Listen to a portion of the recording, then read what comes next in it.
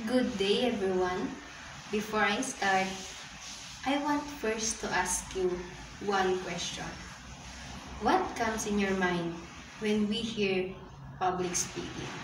Well, we all know that public speaking, we experience nervousness, sweating, and shaking.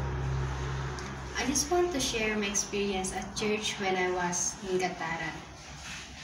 My leader in church scheduled me to lead the praise and worship to be held on Sunday. Fast forward, it's Sunday.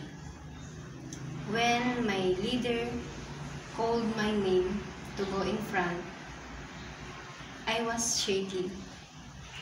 I was shaking and nervous because all the members in our church eyes on me.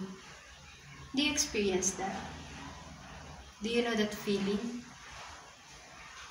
But what did I do? I take a deep breath and smile, then started talking to them. Even if my voice is shaking, I need to deliver and lead them in singing. So, if there's someone struggling the same situation that I am in, if you're scared to talk in front of many people, let me remind you this.